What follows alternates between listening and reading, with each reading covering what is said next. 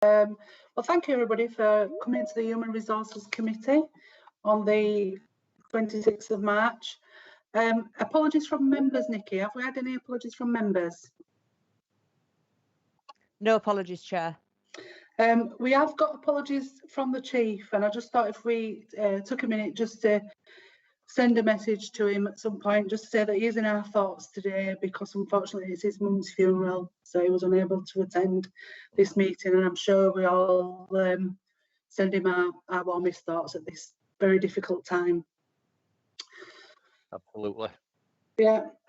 I've got some announcement to make. Unfortunately, Councillor Angela Wenham has resigned from the Fire Authority and also from Leeds City Council with effect from the 22nd of March. I think you'll all agree with me that Councillor Angela Wenham was a very valued member of the authority who was very good in her role, and she will be very much missed. So this means that the committee will carry a vacancy forward until the AGM on the 24th of June.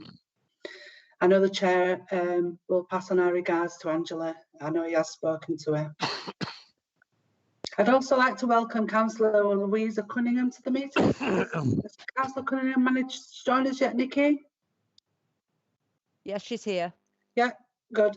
I'd like to welcome Councillor Louisa Cunningham to her first HR committee meeting, one of many, and welcome to the team. Thank you. Morning, everyone. So moving on to the agenda items, we've got agenda item 1 is to approve the minutes of the last meeting held on March the 27th last year.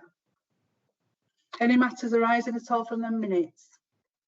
My mistake there, Chair. Sorry. 26th of March 2021. That was my mistake. Not to worry. Any matters arising from the minutes? Chair, there is just one matter arising, if I may. It refers to item 32 in the previous minutes on page 3, which at the last meeting members received a report on the exit pay cap reform. Members may be aware that since the last meeting, the government have rescinded that legislation. I think on the basis that they perhaps hadn't appreciated the impact on the various pension schemes that were affected by those proposals. We do understand that the government will bring back some revised proposals at some point, but for the moment it has no impact on us now. Our current policies remain unchanged. Thank you, Ian. Any other matters arising from the minutes? None?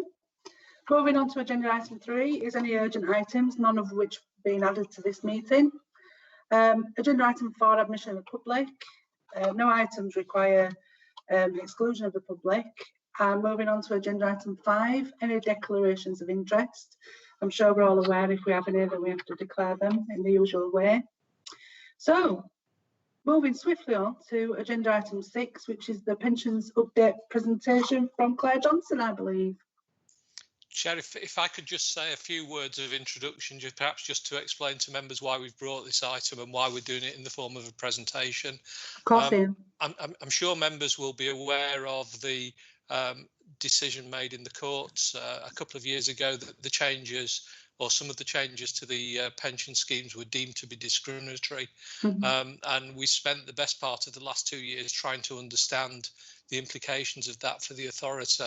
I think it's probably fair to say that this is a major risk for the authority, and that will become apparent in the course of Claire's presentation. But because of the importance of this to the authority, I felt it was important that we gave members an update on the current situation. And the reason that we decided to do it in the form of a presentation rather than a report is that things are changing on almost a daily basis. So any report we would have written would have been out of date by today. So I wanted to invite Claire really to give you the background to the current situation. Claire's our pensions manager, for anyone that hasn't met her, and she's really heavily involved nationally really in the response that fire authorities are making to the current situation. So I'm going to hand over to Claire, and then at the end of the presentation, I'm sure Claire or I, preferably Claire, would be delighted to answer any questions. Not a problem. Thank you, Ian. Thank you for the introduction, Ian. I just want to check, can everybody hear me okay? Yes. Brilliant. I'm just going to share my screen. Just bear with me one moment, please.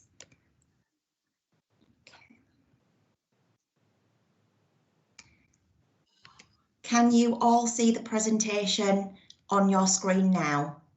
Yes, Claire. Fabulous. Yes. And I'm just checking, when I move from screen to screen, can you see that it's moving? I do apologise, I've had technical issues before with it. Yeah, have you seen that move there? It's not. Oh, it has now, yes. Yeah. Does now. Okay. Yeah, it's fine. Yes, that's fine. Yep, yep. Thank you. So there will be an opportunity to ask questions at the end. Unfortunately, because I've got a full screen view, I can't see whether you've got your hand up or anything. So if you do have a question, please just shout up. But if not, if you can leave it to the end, that would be the preferred option. Claire, I'll manage that for you. So if any member has a question on the way through, I'll keep an eye on the questions and interject at an appropriate point. That's brilliant. Thank you very much, Ian. So I was very unsure when I was asked to do this presentation, really, what the knowledge of the HR committee was in respect to firefighter pensions. And I'm presuming that the knowledge level is probably low to medium. So I thought it would be very useful if I just covered first off how firefighter pensions have evolved over recent years. And then we can hopefully get into the nitty-gritty of what the forthcoming changes are and what the implications are for West Yorkshire Fire and Rescue Service. So first of all, I'd like to take you all back 15 years where fire pensions were very plain and simple. We had one scheme. The scheme was only open to whole-time employees. Employees were excluded from being members of the pension scheme. The makeup of the scheme, it was a final salary and it was based on an accrual rate of a 60th. Okay, now in terms of when people could retire from this scheme, due to the nature of the job, the scheme was set up under very favourable terms. It was agreed that firefighters could leave from age 50, providing they had 25 years service. Okay. No firefighter tended to work past 30 years. Now that's purely down to the fact that the pension scheme maxed out at that point. In addition to the very favourable retirement age, there was also a very favourable commutation factor. So for every £1 of pension a firefighter gave up, they were given a tax-free lump sum of £24. Which doesn't sound like a lot, but when you think of firefighters who can give up maybe £5,000, that £24 suddenly multiplies into huge sums of money there. Now, as you can probably imagine, this scheme wasn't very sustainable. It was very much deemed as a gold-plated pension. I'm sure you've all heard that terminology before. So in 2006, government decided to make changes to the scheme. Now, in 2006, what they decided to do was create a new pension scheme, which therefore meant that any new entrants would come onto the new pension scheme. So in effect, the old 1992 pension scheme, as it's known, was closed. However, still accessible for those people that were employed by the authority. Now, the main changes to the 2006 scheme was, first of all, an increase in normal pension age. So remember, under the 92 scheme, firefighters could retire from the age of 50. The new scheme said, actually, we want you to work an extra 10 years. We want you to retire at 60. You can go sooner, but we will reduce your entitlement, so you won't be entitled to a full pension. Also, the commutation factors, which were very favourable under the 1992 scheme, were removed, and they were downgraded to a factor of 12. So for anybody retiring, every £1 of pension they give up, they get £12 in lump sum. So as you can imagine, you know, that was a massive change there, and for some individuals, that would mean that their lump sum was halved. So moving on, obviously the introduction of the 06 scheme, I think that government thought that hopefully this will mean that we've got a sustainable pension scheme going forward.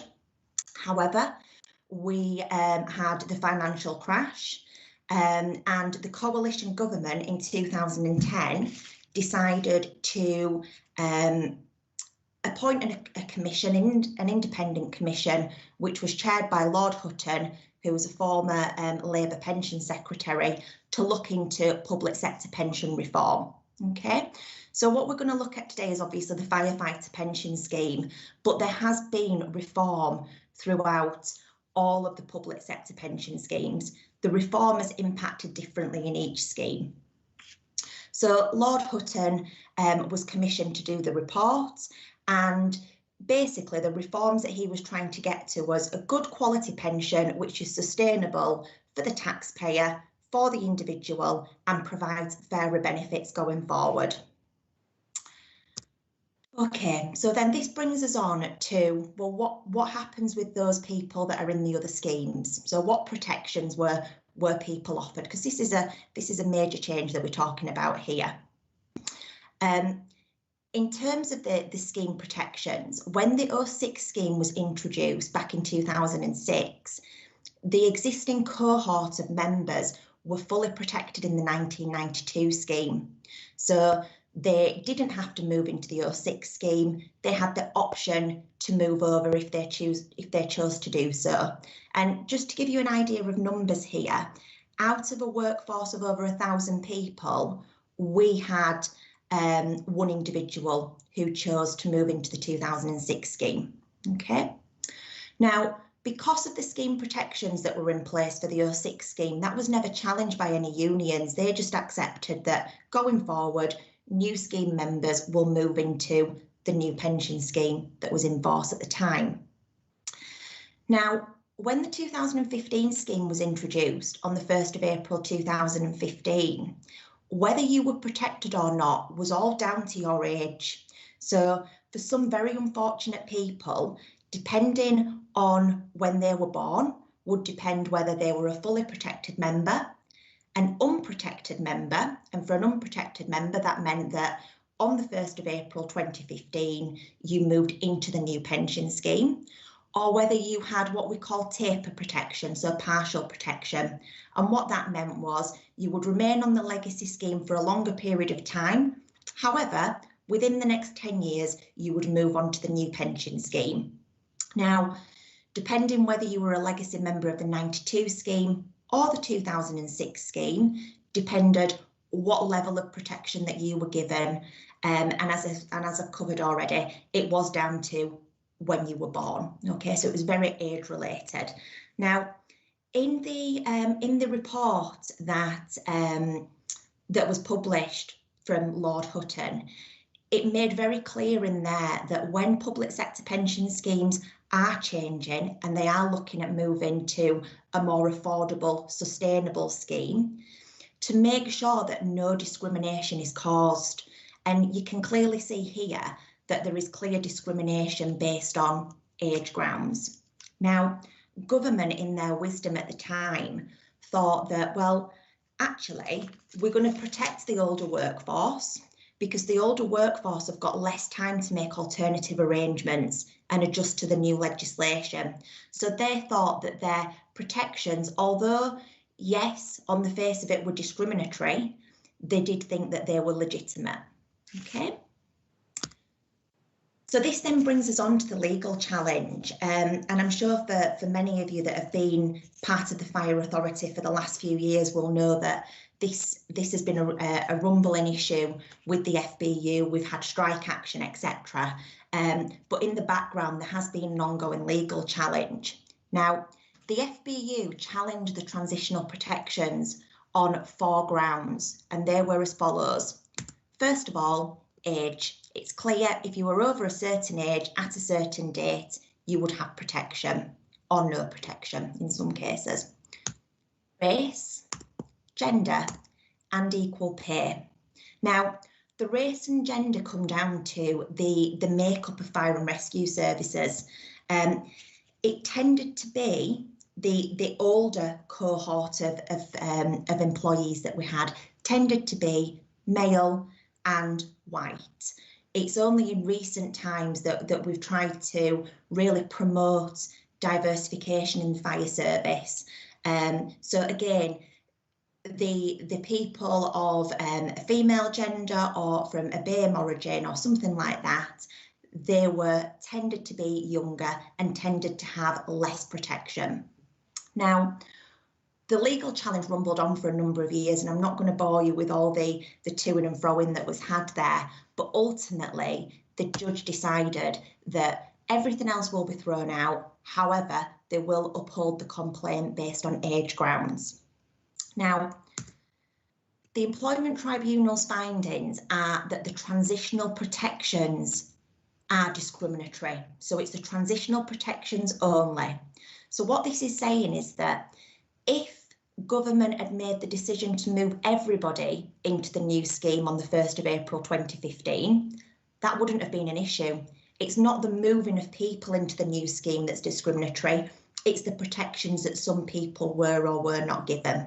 Okay, so there are two groups here that effectively have benefited from this. So obviously it's the unprotected members, so anybody who didn't have any form of protection, and the tapered protected members as well.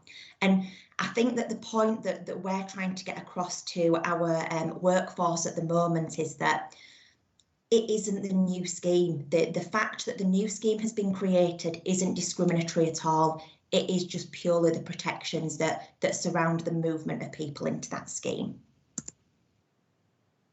Okay then, so when did the discrimination occur? So we know that the new scheme started on the 1st of April 15, and therefore the discrimination started on that date. And it will continue until all members are treated on the same basis down to age. So government have decided in their proposals that the discrimination will end on the 1st of April 2022, which sounds very bizarre. You know, why aren't we ending the discrimination immediately? Unfortunately, there is a lot of legislation, etc., that needs passing beforehand, and for government to say we will do it from the date of the tribunal, it just wasn't achievable. So government have said from the 1st of April 2022, the discrimination will end. This therefore brings us on to the discrimination that will need remedying. So our task now is to go back to individuals who were discriminated against between the 1st of April 15 and 31st of March 2022 and remedy their pension and make sure that that discrimination has been eliminated. Now, government's proposals are to remove the discrimination in two parts. The first part is for any future benefits from the 1st of April 2022, and then retrospectively, as I've just said, to go back and to remedy that 7-year period there. Now, the intention is that all fire pension scheme members from the 1st of April 2022 will move into the new pension scheme. So this is regardless of age, this is regardless of existing protections, etc. So moving forward, we now know that from April 2022, all of our firefighters will be in one scheme, which from my perspective, you know, who deals with pensions on a daily basis, it's a lot easier to administer them. And then the second part confirms that members, affected members, will be awarded what government are calling a deferred choice underpin. So the first thing that we've been tasked with doing is revisiting all of the cases who have been affected by the discrimination and converting their existing care pension, which is what they've been accruing under the 15 scheme, so career average pension, into final salary. And that process will take a number of months. We have to calculate the arrears of contributions they owe, etc. But ultimately, everybody for that 7-year period will be going back into their legacy scheme, their final salary scheme. But then the choices don't stop there, and this is where the deferred choice underpin comes in. At the point an individual retires, they will then be given an option of retirement benefits. So they will be given an option to keep the 7 years as it is and have that paid as final salary, which I would expect 90% of people to go for that option. Or alternatively, they may then be able to choose to actually have that 7 years converted back into career average pension and have it treated as 2015 pension. But that is a choice that they will make at retirement. It's not a choice that they need to make now. Now, the reason why retirement is probably the best time to make that choice is because, firstly, nobody knows when they're going to retire. They don't know what salary they're going to be retiring on. And they also don't know what financial position they'll be in then, or what their home life looks like, whether they're married, cohabiting, etc. So it makes sense, and it's less risk for the individual to make that choice at retirement. Okay, so then that brings us on to the remedy stages that are going to be involved over the next few years, and you'll be able to see the timeline at the bottom there. And I just want to start at the end first. It seems a little bit odd, does that? But there is method in my madness. Government have said that all of this needs to be implemented by October 2023. So we have until October 2023 to start the process of reclaiming the contributions that employees will owe, and correcting all of our systems. And when I talk about all of our systems, I'm also talking about our payroll system, the systems that are run by our administrators at West Yorkshire Pension Fund. Okay, so we know the timeline, we know when everything has got to be done by. But before we get to that, there are a number of different things and hurdles we've got to overcome. So the first thing is immediate cases. Now, we have people that are retiring on a very frequent basis who feel that because the Employment Tribunal has made their decision, and that the decision is that the discrimination should be taken away, then they feel that they should be given the right to retire under their legacy benefits right now. Problems that we've got there is that the final legislation hasn't been passed yet. Government aren't very forthcoming with any guidance. Our software providers can't update their software until the legislation has been passed. There's many policy decisions which haven't been decided on, and it is just a bit of a mess. It's very technically complex, and I'm having conversations on a very regular basis with the local government association, Home Office and Treasury to try and get the answers to a lot of the questions that we have. So that is a concern, but I'll go into more detail on that in a moment. The next key date for us then is the 1st of April 2022, and conversations have already started with our payroll provider around ensuring that from the 1st of April, everybody is in the correct scheme. They are paying the right level of contributions for that scheme. So that is another exercise. But also, in addition to that, it's around communicating this to our members, making them aware of what the changes are, why they're happening. And that is an ongoing process that we've got at the moment. And then finally, by October 2023, we need to address all of our respective remedy cases. And just to give you an idea of numbers here, we have over 2,500 people that are in scope for remedy. So as you can imagine, it is a very big piece of work there, but things have already started, data collection, etc. Okay.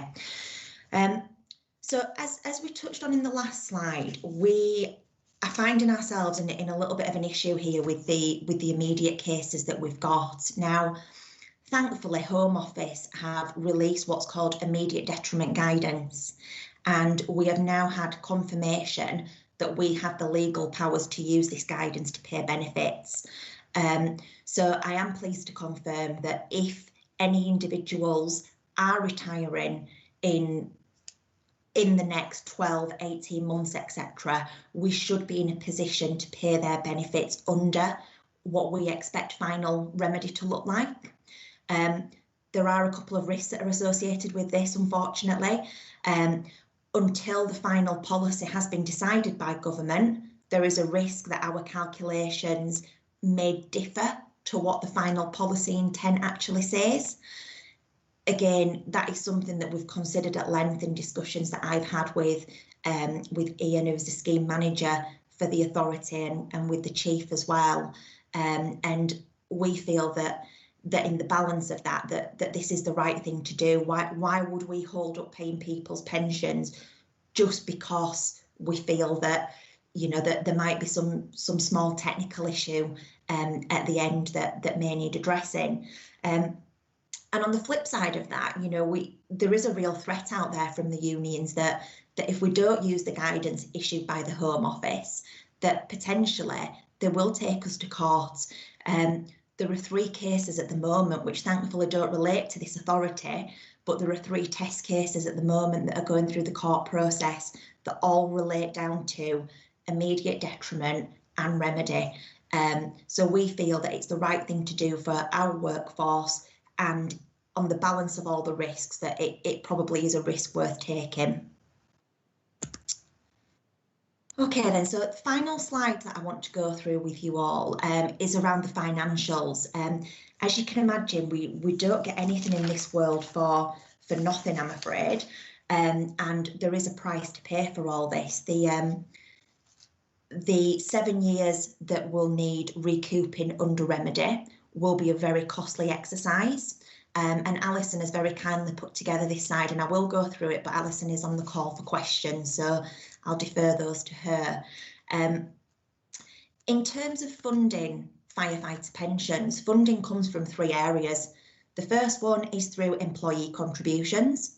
The second one is through employer contributions. And then finally, because we've got more money going out than coming in, we require central government to provide us with what we call a top-up grant to ensure that we can pay all of our pensioners.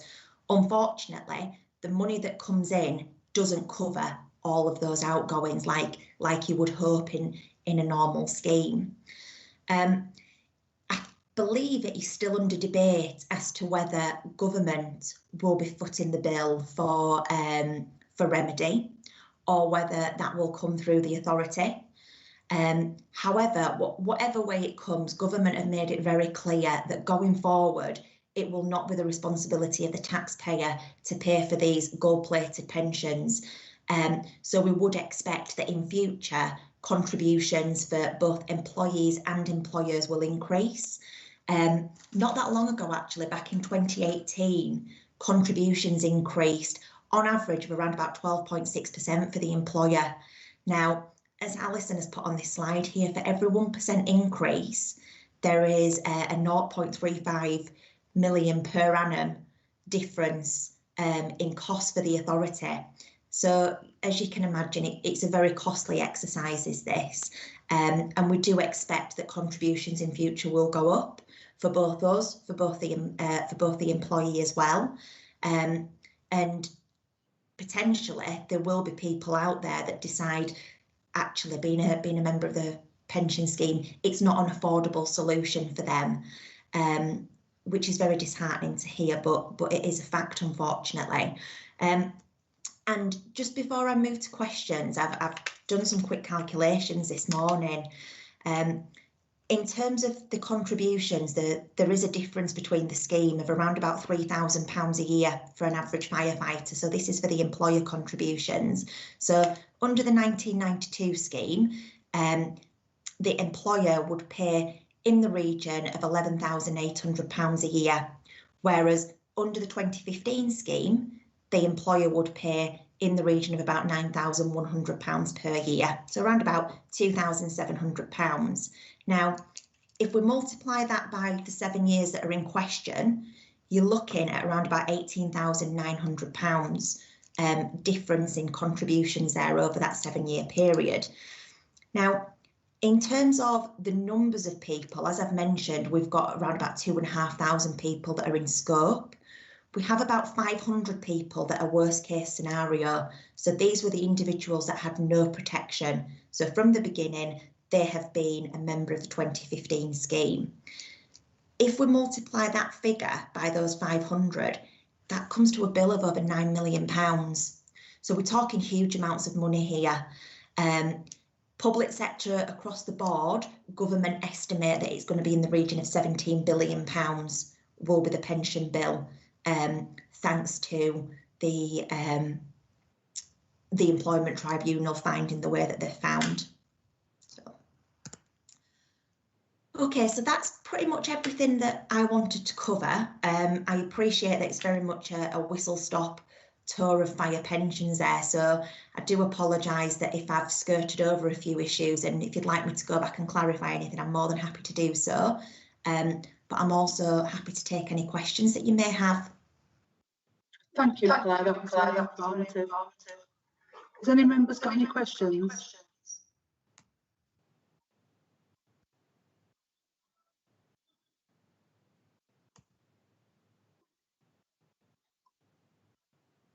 Councillor Sunderland wants to know if you can send a copy out of the slides. Yeah, I'll send those on to Nikki and she can get those sent down to you all. Okay, I just wanted to say as well, I was really pleased to see that West Yorkshire Fire are going ahead and paying the workforce rather than holding off when we're still a little bit unsure, because obviously people that are waiting for the have a big impact on their lives. Yeah, no, I think we have considered all options, and we don't want to stop paying people if we don't have to, and we feel that, you know, that the risks that are associated with that are very minimal. And yeah, we will be making an official announcement to the workforce, I believe on the 21st of April. I'll be hosting a Let's Talk session with our firefighters, and that will be formally announced then. Lovely, that's much appreciated. So if you've no further questions for Claire, thank you for that. It was very informative. And if you can send them out in an email to members, we can go through them again and digest them a little bit more. And for those members that aren't present at this meeting. Moving on to activity report, agenda item 7. I think this is Christine. Yes, thank you, Chair. I'll take that one. So this is the standard quarterly HR activity report for the period up to the end of December 2020. On pages 9 and 10, we have a staff profile that's broken down into whole time, control, on call and fire staff with a total of 1,412. We then move on to sickness figures. As you'll see on page 11, there's sickness broken down into directorates. You probably will notice quite a lot of red in those areas. That's mainly down to the pandemic and people being off with self-isolation and COVID, and I'll cover some of those figures later on. We then move on to the major causes of sickness. So as you can see, we're nearly 40% off with musculoskeletal being the top reason for sickness in the last 2 years, followed by mental health, which again has reduced over the last year or so, previously about 23%. Then on page 13, we have the major causes of sickness over the last 2 years. So as you will see, musculoskeletal is still the top reason, but we have self-isolation as the second reason at 20%, and also coronavirus is 10%. The fourth reason. We then move on to page 14, our establishment and strength, going back to April 15 to current date. And then we have our health and safety and our occupational health key performance figures as well. And then discipline and grievance figures for the last quarter. You'll probably notice in there with very few discipline and grievance figures, so that's really pleasing to note. And then we have our recruitment statistics for the last quarter as well. And that covers it, Chair. Just happy to take any questions. Any members got any questions? Councillor Curtin? Yes, thank you.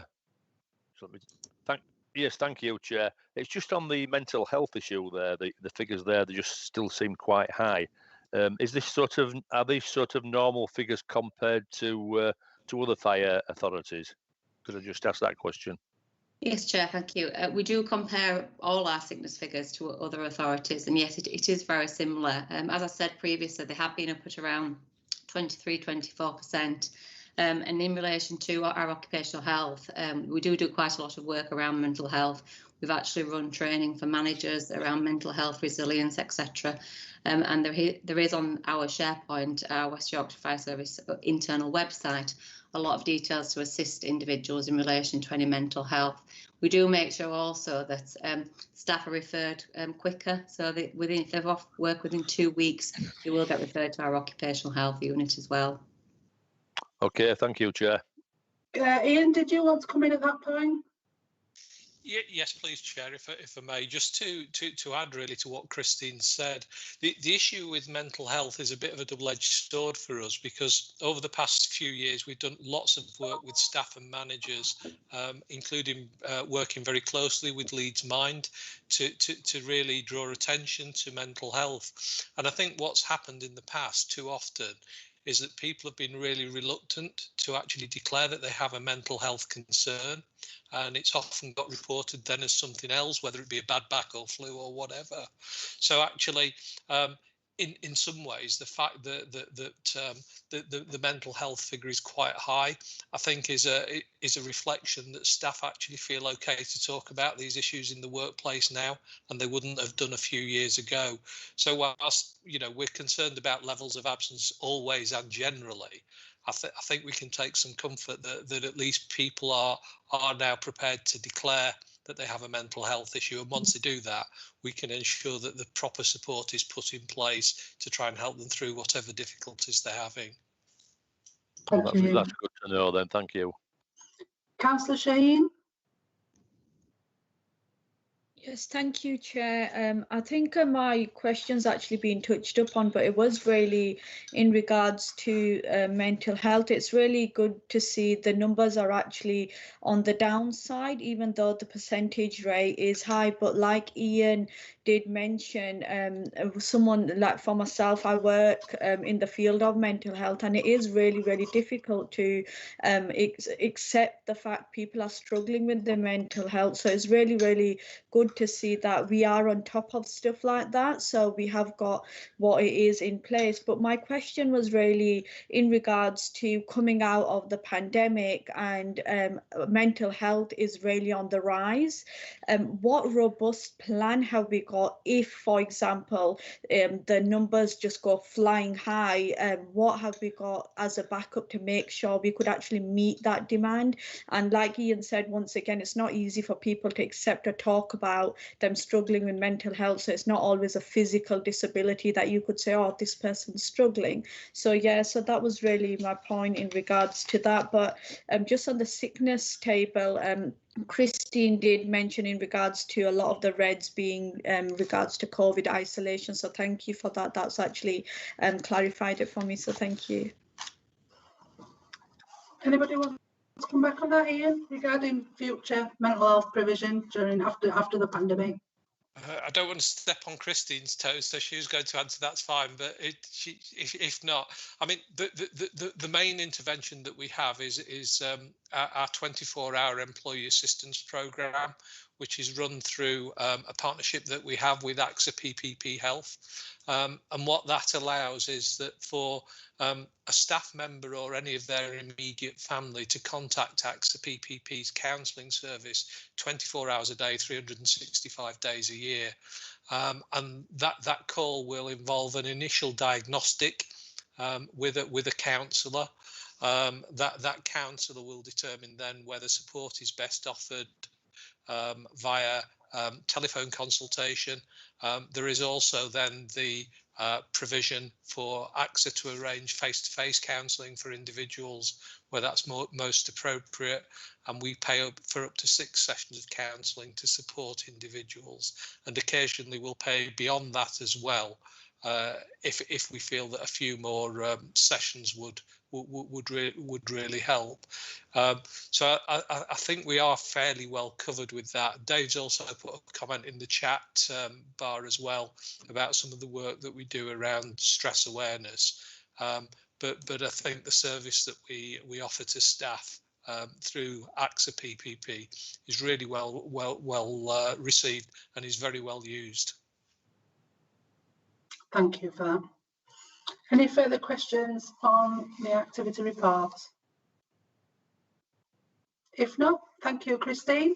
We'll move on to agenda item 8, which is the gender pay gap report, and I believe this is Ian Stone. Good morning, Chair. Good morning, committee. Yeah, I'll take this this item if I may.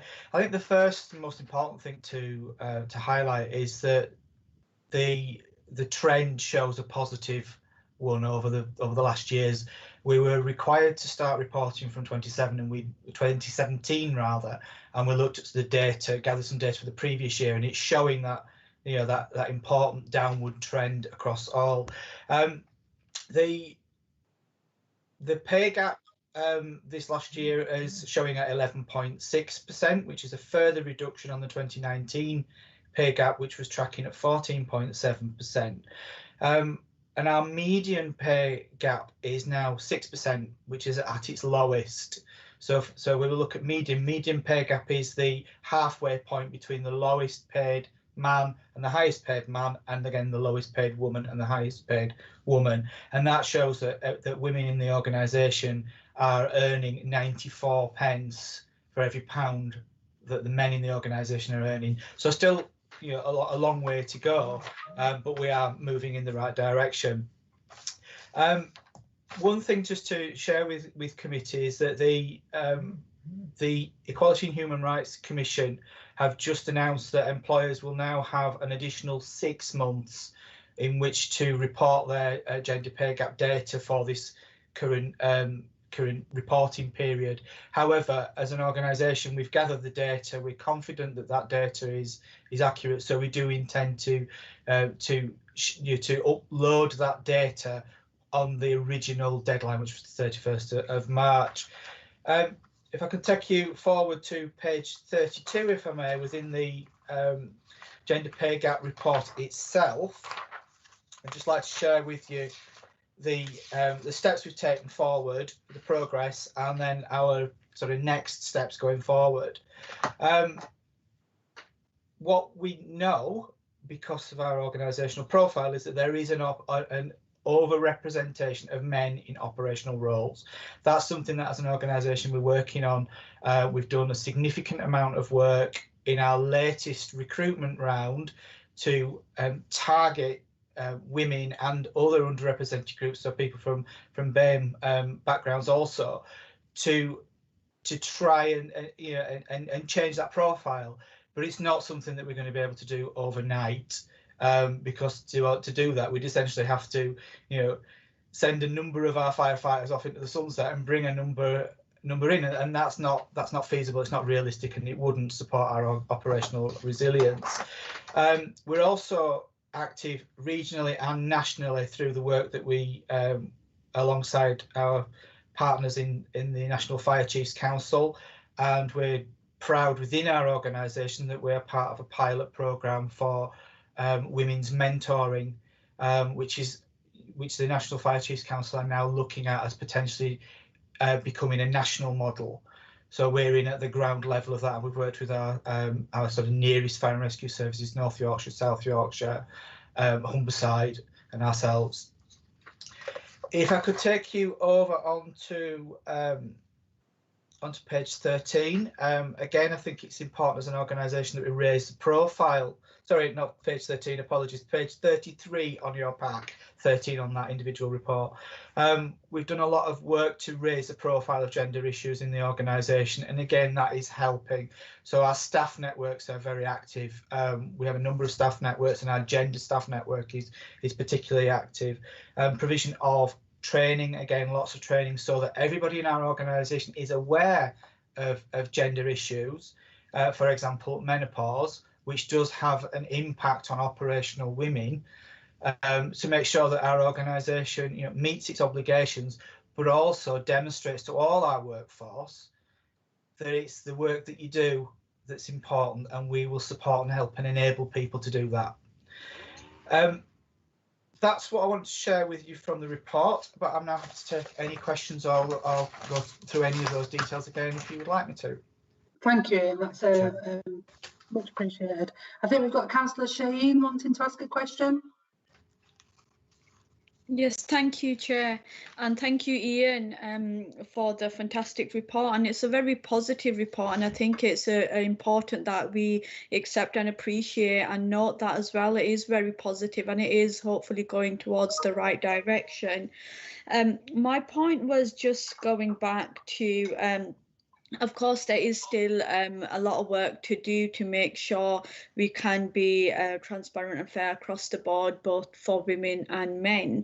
In regards to the report where it's on page 34, it's also good to see the talent management and succession planning. That actually gives some reassurance and some scope as well. So that's really good to see. My point was really, and another actually fantastic point in the report is that the fire authority, if it is the same job, regardless to being male or female, the pay is the same. So that's really welcoming to see that as well.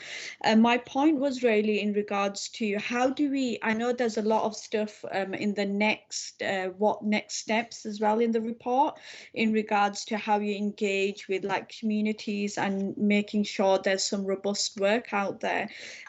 For me, it was really how do we ensure from the initial stages we actually recruit more women on senior positions, because I think that will still be a burning issue throughout the whole period until this is actually coming to some kind of light. So it is how do we from the outset ensure that women have got that opportunity. And I think like you said about the issues where menopause, training, parent and carer support, so that's fantastic to see. But I think for me, it's from the outset, how do we ensure more women actually apply for them senior position roles? So thank you. Yeah. Thank you. Chair, if I may come in at that. There's a number of things that we're doing in the organisation that will help. If we look at the sort of the next step up from firefighter, which is a crew manager, one of the most substantial changes that we've made in that promotions approach is kind of flipping how people access that. It used to be a case that people went for the job, got the job, and then we developed them.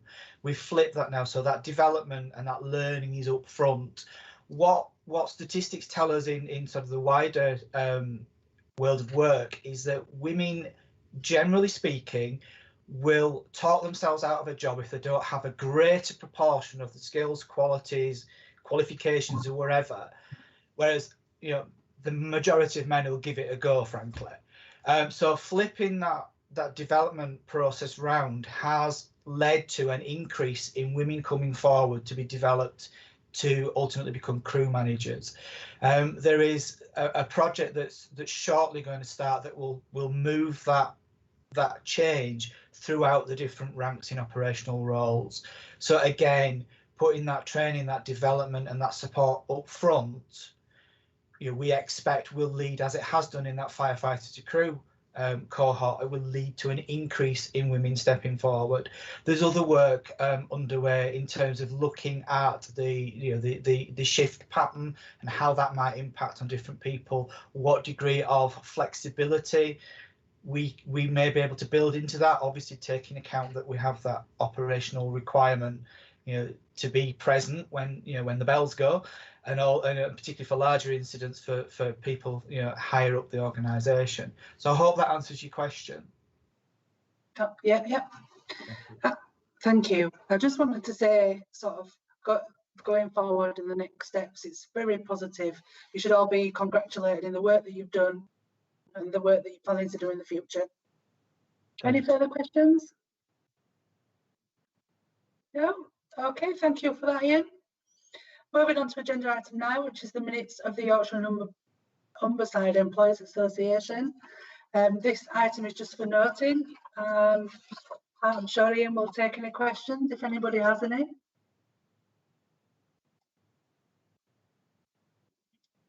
No? Oh, Ian.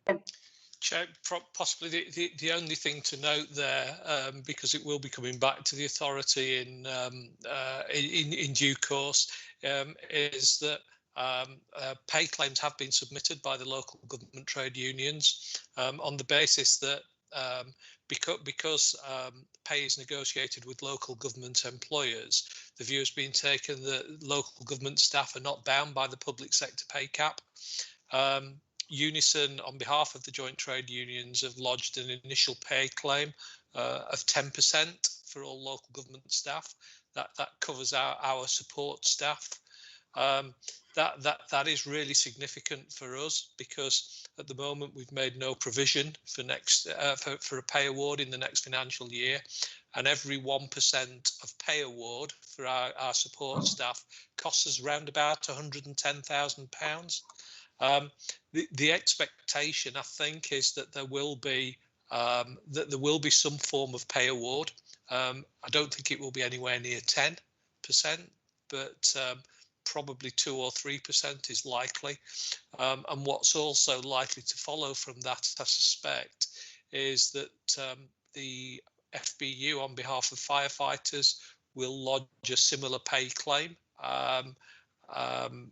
That's not due till July of this year, but again, Alison will correct me if I'm wrong, but every 1% of pay award for firefighters equates to between £500,000 and £600,000 a year. So from thinking that there'd be no pay awards this year, at the moment we think there probably will be, and that will have a significant financial burden on the authority. Thank you, Ian. Any questions? No, that item is for noting. And that concludes the agenda. I think the chair wanted to come in and say a few words before we close the meeting. Yeah, thanks, Chair. I'm just checking you can all hear me. We can. Oh. I'm sat in the car at the moment, hearing things go on. So it was just to make members aware, Councillor Wenham Angela stepped down from her role at Leeds City Council the other day, and obviously stepped down from her role at West Yorkshire Fire. And it's just to give our thanks for the time that she's spent chairing HR and the work that she's done on the Diversity and Inclusion Board. We wish her well. And also to Tracy, who's chairing today. My omission to have not mentioned it at the last full authority, it passed us all by, I think. So I did want to make sure that I made some time today on behalf of the authority to thank you, Tracy, for the sacrifice, dedication, and the time that you spent. When I was at home, I had a few notes in front of me. I've got the baby in the back seat asleep. That's why I'm in the car. But I think on my notes it said you've been a member since 2007 and a deputy chair for some of that time as well. So I'm not sure how many members of the public are listening. I'm not sure whether there's any press listening, but I think it needs recognising that kind of dedication for that number of years to public service is just outstanding. It's not easy at all. And we've got kids, Tracy, that are a little bit older, but they weren't always older, were they? They're often more dependent than they are now. And just like I'm speaking to you now with the baby asleep in the back, it is a sacrifice, and you've done it for so many years. And you know, I do more than tip my hat for you. So yeah, thank you, Tracy, on behalf of the authority. Wish you well in your year as mayor, which is coming up. 1 year delayed, I suppose, but yeah, we wish you well and we thank you for all the work that you've done. Thank you. Thank you. Dave, did you want to say something? You've got your hands raised. Yes, it's on a similar vein. If I may do, please, Tracy. I know John would have. Have you got me here? I have. I know John would have wanted to say this himself, but as you explained, unfortunately can't be with us today. So on behalf of officers, I'd just like to thank you for your years of service to the authority. Thank you for your support and your wise counsel. I think particularly during the period when you were vice chair, anybody that's been on the Fire Authority as long as you have, and you've outlived me in terms of my service here. There's been some difficult years of late, and I know you've been there through those and juggled everything that you do when you're not being a councillor as well. I think as officers, whilst we value the contribution of all members, of course we do, and of course I would say that I think we all recognise that your day job gives you a bit of an insight into the way things work within the service as well, and that's been really appreciated. So on behalf of all of us, thank you for all of your support, and best of wishes in your mayoral year, and best of wishes in everything that you do. And I'm sure we'll see you around, probably dressed in green somewhere at the side of the road with an ambulance next to you as well. So thank you. Thank you. Ian, have you got your hand raised? Yeah, I just wanted to add, really, Tracy, to what Dave said there. To be remiss of us not to remember that Councillor Austin also served for a period as chair of the HR committee, and I think it's really appropriate to remember that she's always provided excellent support for us in terms of trying to deal with the very challenging staff agenda that we've faced over the last 6 or 7 years. I think all senior officers have been really grateful for the advice you've given, Tracy, and the support you've given. And we hope possibly when your year as mayor is over, you might consider coming back to us, because you'll be sorely missed. And thank you at a personal level for all the support you've given me. No, thank you. Thank you, everybody. It's been a pleasure. I mean, it's been an absolute honour. And I'm sure I'll come across you at some point, at some place, somewhere in the future. Thank you all for your support and the opportunities that the Fire Authority has given me has been amazing. You know, it's been an honour to be able to do lots of things that other people haven't been able to do. So thank you all, everybody, and enjoy your weekend. I'll close the meeting.